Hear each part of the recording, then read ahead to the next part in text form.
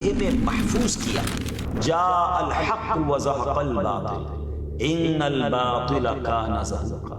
صرف ایک حکم بلکہ ایک اشارے کی دیر ہے اور وہ صفائے ہستی سے مٹا دیے جاتے۔ آج تمہیں اچھا سلوک یاد آ رہا ہے جو تم نے میرے ساتھ کیا، اس وقت تمہارا اچھا سلوک کہاں تھا؟ آج وہی ریت تمہارے لیے تیار ہے، آج ہر خون کا بدلہ لیا جائے گا، آج تمہارے حساب کا دن ہے۔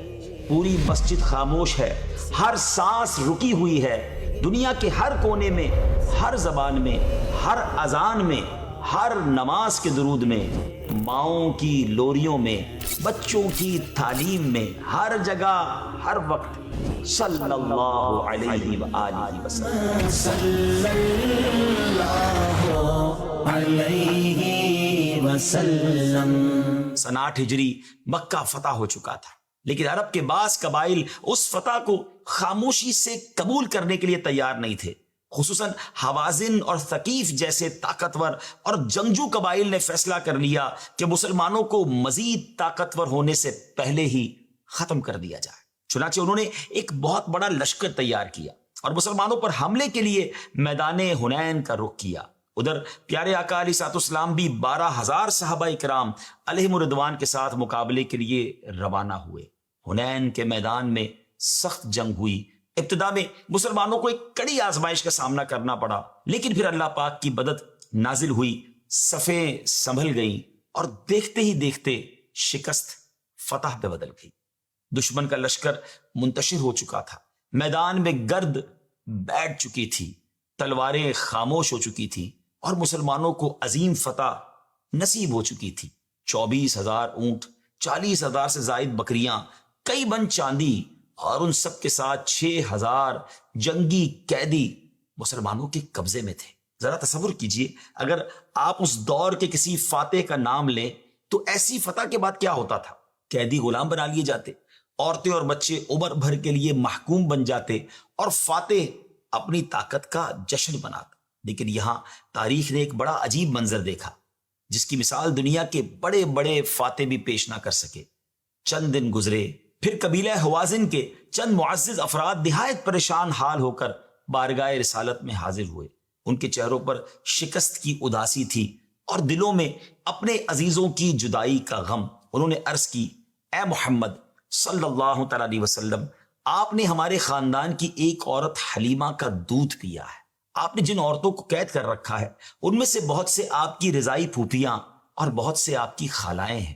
خدا کی قسم اگر عرب کے بادشاہوں میں سے کسی بادشاہ نے ہمارے خاندان کی کسی عورت کا دودھ پیا ہوتا تو ہم کو اس سے بہت زیادہ امیدیں ہوتی، اور آپ سے تو اور بھی زیادہ ہماری توقعات وابستہ ہے، لہٰذا آپ ان سب قیدیوں کو رہا کر دیجیے۔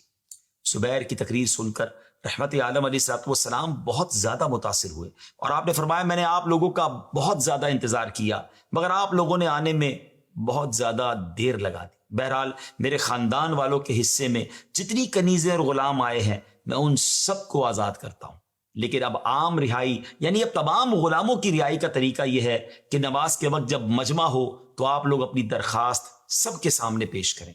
چنانچہ نماز ظہر کے وقت ان لوگوں نے درخواست مجمع کے سامنے پیش کی اور پھر ہمارے پیارے آقا علیہ السلام نے مجمع کے سامنے یہ ارشاد فرمایا کہ مجھ کو صرف اپنے خاندان والوں پر اختیار ہے، لیکن میں تمام مسلمانوں سے سفارش کرتا ہوں کہ قیدیوں کو رہا کر دیا جائے۔ ادھر رسول کریم علیہ الصلوۃ والسلام کی زبان سے یہ الفاظ نکلے، ادھر مہاجرین، انصار اور تمام مجاہدین نے ایک آواز ہو کر کہا، یا رسول اللہ علیہ الصلوۃ والسلام، ہمارا حصہ بھی حاضر ہے، آپ انہیں بھی آزاد فرما دیجئے۔ اور یوں چند لمحوں میں 6,000 جنگی قیدی، جی ہاں ناظرین، 6,000 جو قیدی تھے غلامی سے آزادی کی نعمت پا گئے۔ ناظرین یہ وہ لمحہ ہے جہاں دنیا کے دیگر فاتحین اور محمد عربی صلی اللہ تعالی علیہ وسلم کے درمیان فرق واضح ہو جاتا ہے۔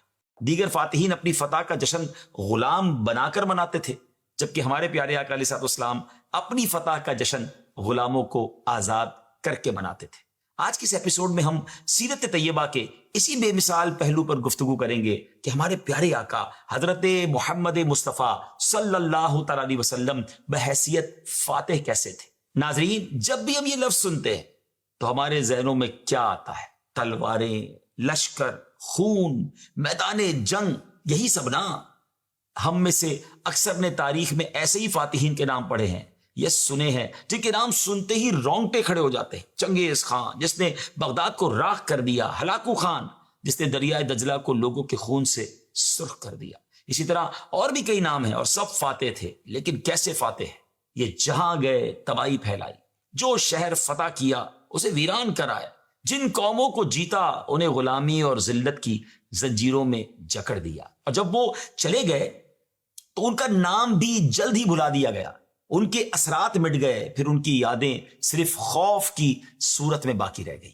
اب ذرا رکیے اور سوچئے، کیا کوئی ایسا فاتح بھی گزرا ہے جس نے فتح کے بعد تلوار نہ اٹھائی، جس نے جیت کر بھی معاف کیا، جس کی فتح نے خون نہیں بہایا بلکہ آنسو پہنچے، جس کی فوج نے شہر فتح کیا لیکن ایک گھر بھی نہ لوٹا؟ ناظرین، ایسے فاتحین اگر آپ ڈھونڈنے نکلیں تو سب سے پہلے جس ہستی کا نام آئے گا وہ ہیں ہم سب کے پیارے آقا اللہ عز و جل کے آخری نبی جناب محمد مصطفیٰ صلی اللہ تعالی علیہ وآلہ وسلم۔ ناظرین، ہمارے آقا علیہ الصلوۃ والسلام کی فتوحات میں رحمت و نرمی لازمی طور پر پیش نظر ہوتی تھی۔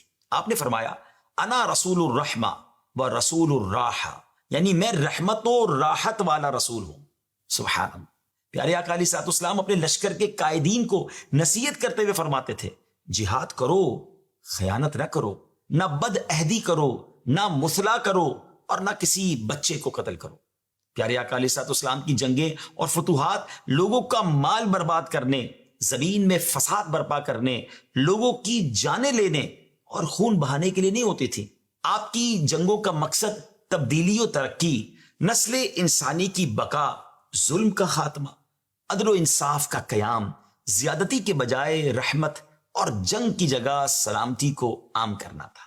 جب پیارے آقا علیہ الصلوۃ والسلام نے حضرت سیدنا علی رضی اللہ تعالیٰ عنہ کو خیبر کی فتح کے لیے بھیجا تو حکم دیا انہیں اسلام کی دعوت دو۔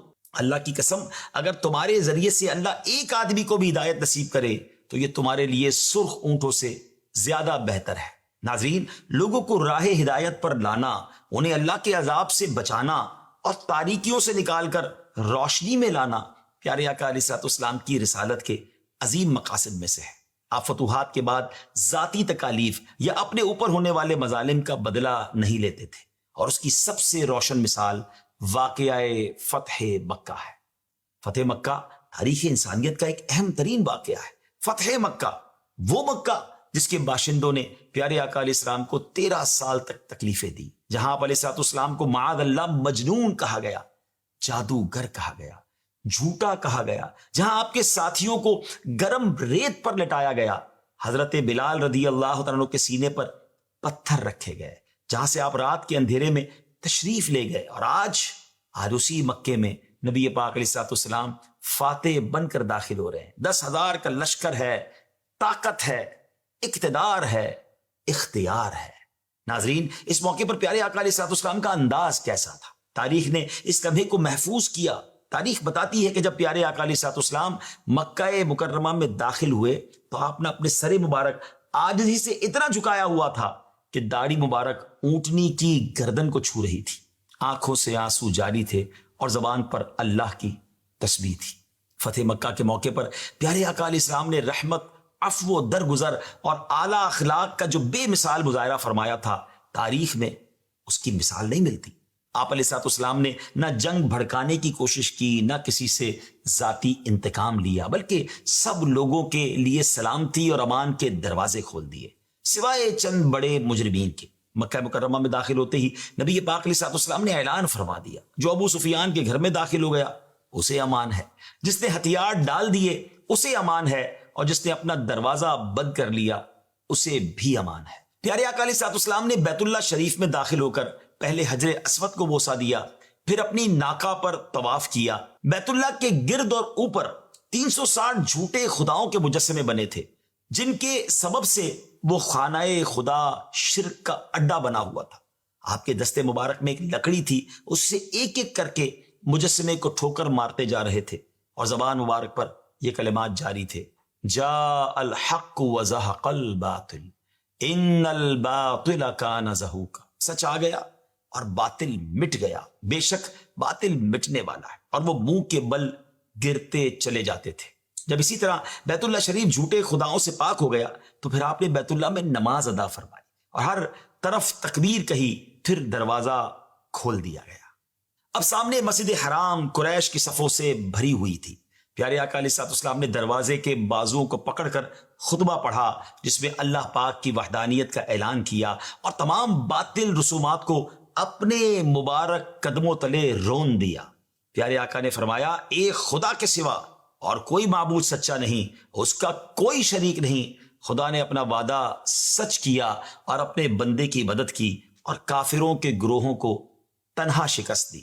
خطبے کے بعد پیارے آقا علیہ السلام قریش کی طرف متوجہ ہوئے جن سے مسجد بھری ہوئی تھی۔ ناظرین، یہ وہی لوگ تھے جنہوں نے نبی پاک کی راہ میں کانٹے بچھائے تھے، جنہوں نے آپ کو مجنون کہا تھا، جنہوں نے آپ علیہ السلام کو جادوگر کہا تھا، شاعر کہا تھا۔ وہی لوگ جنہوں نے نماز کی حالت میں آپ علیہ الصلوۃ والسلام پر گندگی ڈالی تھی۔ یہ وہی لوگ تھے جنہوں نے آپ علیہ السلام اور آپ کے ساتھیوں کا سخت سماجی بائیکاٹ کیا تھا اور 3 سال تک شاب ابی طالب میں بھوکا پیاسا رکھا تھا۔ یہ وہی لوگ تو تھے جنہوں نے آپ کے پیارے چچا حمزہ رضی اللہ تعالیٰ کو شہید کرا کر ان کی مبارک لاش کا مسئلہ کیا تھا، جنہوں نے آپ کے صحابہ کرام کو گرم ریت پر لٹایا تھا اور ان پر پتھر رکھے تھے، جنہوں نے بلال رضی اللہ تعالیٰ کو دھوپ میں تڑپایا تھا اور کہا تھا یا تو اسلام چھوڑ دو یا مرو۔ یہ وہی لوگ تھے جنہوں نے آپ علیہ السلام کے خلاف بدر میں، احد اور خندق کی جنگیں لڑی تھی۔ وہی لوگ جن کی وجہ سے آپ علیہ السلام مکہ مکرمہ چھوڑ کر مدینہ منورہ تشریف لے گئے تھے، اپنے ہی شہر سے، اپنے ہی گھر سے ہجرت کرنے پر مجبور کر دیا گیا تھا۔ یہ وہی لوگ تھے جنہوں نے آپ علیہ السلام کو قتل کرنے کی سازش کی تھی اور گھر کو رات کے اندھیرے میں گھیر لیا تھا۔ ناظرین، اعلان نبوت سے اب تک 17.5 سال میں قریش نے آپ سے اور آپ کے اصحاب سے جو سلوک کیے تھے وہ سب ان کے پیش نظر تھے۔ وہ خوف زدہ حالت میں اس انتظار میں تھے کہ ان کے ساتھ کیا سلوک کیا جائے گا۔ پیارے آقا علیہ الصلوۃ والسلام اب اس شہر میں ہیں جہاں سے تشریف لے گئے تھے، تو اندھیری رات اور فقط صدیق اکبر رضی اللہ تعالیٰ ساتھ تھے۔ آج اب داخل ہوتے ہیں تو 10,000 جانثار ساتھی ہیں، بدلہ لینے پر پوری قدرت حاصل ہے، صرف ایک حکم بلکہ ایک اشارے کی دیر ہے اور قریش کے وہ ظالمین صفائے ہستی سے مٹا دیے جاتے۔ پیارے آقا علیہ الصلوۃ والسلام کے لب مبارک جنبش فرماتے ہیں اور زبان مبارک سے یہ کلمات ادا ہوتے ہیں کہ اے گروہ قریش، تم اپنے گمان میں مجھ سے کیسے سلوک کی توقع رکھتے ہو؟ وہ کیا جواب دیتے ہیں؟ ہم آپ سے اچھے سلوک کی توقع رکھتے ہیں، آپ شریف بھائی اور شریف والد کے بیٹے ہیں۔ ناظرین، اس موقع پر کوئی اور فاتح ہوتا تو شاید کہتا، آج تمہیں اچھا سلوک یاد آ رہا ہے جو تم نے میرے ساتھ کیا، اس وقت تمہارا اچھا سلوک کہاں تھا؟ یاد ہے تمہیں وہ وقت جب تم نے میرے ساتھیوں کو گرم ریت پر لٹایا تھا؟ آج وہی ریت تمہارے لیے تیار ہے۔ یاد ہے تمہیں جب تم نے میرے چچا کو شہید کیا تھا؟ آج ہر خون کا بدلہ لیا جائے گا۔ اور کوئی اور ہوتا تو شاید کہتا، یاد ہے تمہیں جب تم نے مجھے رات کے اندھیرے میں اسی شہر سے نکالا تھا؟ آج میں تمہیں نکالوں گا۔ یاد ہے تمہیں جب تم نے 3 سال تک ہمیں بھوکا پیاسا رکھا تھا، ایک گھاٹی میں بند کر رکھا تھا؟ آج تمہاری باری ہے، آج تمہارے حساب کا دن ہے۔ ناظرین، کوئی اور ہوتا تو شاید ان سب کا ایک ایک کر کے حساب لیتا اور تاریخ اسے انصاف بھی کہتی، لیکن یہ سب کسی عام فاتح کی سوچ ہو سکتی تھی۔ میدان میں کھڑا شخص کوئی عام فاتح نہیں تھا، بلکہ وہ رحمت للعالمین صلی اللہ علیہ وسلم تھے۔ اب وہ لمحہ آنے والا تھا جس کا پوری تاریخ میں کوئی ثانی نہیں۔ 10,000 کا لشکر ہے، طاقت ہے، اقتدار ہے، بدلے کا موقع ہے، اور سامنے وہ لوگ کھڑے ہیں جنہوں نے 17.5 سال تک ظلم کی ہر حد پار کی ہے اور سزا کے مستحق بھی ہے۔ پوری مسجد خاموش ہے، ہر سانس رکی ہوئی ہے، ہر آنکھ پیارے آقا علیہ السلام کے چہرے مبارک پر ہے۔ ناظرین، لوگوں نے سوچا ہوگا کہ اب سزاؤں کا اعلان ہوگا، اب قید کا حکم ہوگا، اب جلا وطنی کا فرمان آئے گا، لیکن نبی پاک علیہ الصلوۃ والسلام کی زبان مبارک سے جو الفاظ نکلے وہ الفاظ تھے جو صرف اللہ کے محبوب ہی کہہ سکتے تھے۔ آپ نے فرمایا، لا تثریب علیکم اليوم فاذهبوا انتم الطلقاء، آج تم پر کوئی الزام نہیں، جاؤ تم سب آزاد ہو۔ ناظرین، بس یہی چند الفاظ، نہ لمبی تقریریں، نہ طویل فہرست، نہ شرائط، نہ معاہدے، بس ایک جملہ، اور اس ایک جملے نے وہ کام کر دیا جو لاکھوں تلواریں نہیں کر سکتی تھیں۔ جن دلوں میں سالوں سے نفرت تھی وہ دل اس ایک جملے سے پگھل گئے، جن آنکھوں میں خوف تھا وہ آنکھیں اس ایک جملے سے آنسوؤں سے بھر گئیں، جو لوگ دشمن بن کر آئے تھے صرف ایک جملے کے بعد عاشق بن کر لوٹے۔ جن ہاتھوں نے کبھی آپ علیہ السلام پر پتھر پھینکے تھے وہی ہاتھ اب بیعت کے لیے آگے بڑھنے لگے۔ جن زبانوں نے کبھی گستاخیاں کی تھی وہی زبانیں اب لا الہ الا اللہ پکار رہی تھی۔ وہ قریش جو صبح تک دشمن تھے شام کو مسلمان ہو گئے، اور یہ سلسلہ رکا نہیں۔ فتح مکہ کے بعد پورے عرب میں ایک لہر دوڑ گئی، قبیلے کے قبیلے آنے لگے، وفود کے وفود مدینے کا رخ کرنے لگے۔ ناظرین، یہ تھی اصل فتح، تلوار کی فتح نہیں، محبت کی فتح، خوف کی فتح نہیں، معافی کی فتح، انتقام کی فتح نہیں، رحمت کی فتح۔ ذرا سوچئے، چنگیز خان کو آج کیسے یاد کیا جاتا ہے؟ خوف سے۔ ہلاکو خان کو کیسے یاد کیا جاتا ہے؟ نفرت سے۔ یزید کو کیسے یاد کیا جاتا ہے؟ نفرت اور ذلت سے۔ لیکن ہمارے پیارے آقا علیہ السلام کو دنیا کے ہر کونے میں، ہر زبان میں، ہر اذان میں، ہر نماز کے درود میں، ماؤں کی لوریوں میں، بچوں کی تعلیم میں، ہر جگہ ہر وقت محبت سے یاد کیا جاتا ہے۔ کیوں؟ کیونکہ آپ علیہ السلام نے دلوں کو فتح کیا تھا، اور جو دلوں کو فتح کرتے ہیں وہ بھلائے نہیں جاتے۔ ایسے ہیں میرے سرکار، سبحان اللہ۔ پھر کیوں نہ ان سے پیار کریں۔ اگلے ایپیسوڈ میں پھر ملاقات ہوگی ایک اور ٹاپک کے ساتھ، ایک اور موضوع کے ساتھ۔ اللہ کریم نبی پاک علیہ السلام سے ہمیں سچی محبت عطا فرمائے۔ ہاں، ایک درس ضرور ملتا ہے، جب بدلہ لینے کی قدرت ہونا، جب کنٹرول ہو، جب پاور ہو، تو نرم رہتے ہیں، معاف کرتے ہیں، درگزر کرتے ہیں۔ انشاءاللہ آپ معاف کر کر دوست بنا لیں گے، شاید سزا دے کر دشمنوں میں اضافہ کریں گے۔ سوچئے گا ضرور۔ السلام علیکم ورحمۃ اللہ وبرکاتہ۔